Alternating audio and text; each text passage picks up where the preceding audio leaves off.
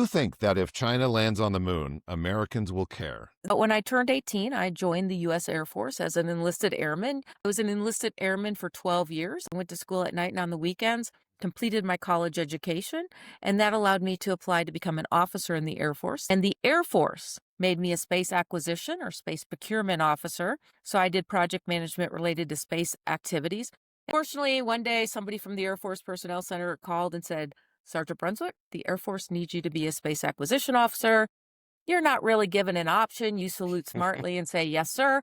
And I'm so grateful for that opportunity because even though I didn't know what it was, it launched this 25-year career I've had in the space industry. Not only do we have to send rockets up and you launch a satellite, but you track those satellites with stations on the ground, as well as sending telemetry information back and forth between the satellites.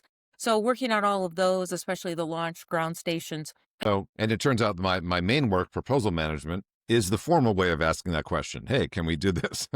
So I really like that, and it's also a universal thing that doesn't depend on your training or background. Asking good questions, and so I think that's a theme for our conversation is the many paths into this field, and really the key questions that don't depend on where you came from or who you are, but whether you can apply a logical lens to things. And so it was actually NASA that bought up almost every semiconductor product that could be manufactured in the US in the 60s in order to make sure they had reliable and predictable equipment available in 67, 68, and 69.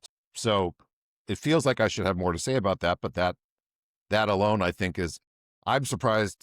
I should have known it years ago, but now that I know it, I have to share it because it even makes the MITRE reports from the 70s that every dollar spent on space is returned 7x.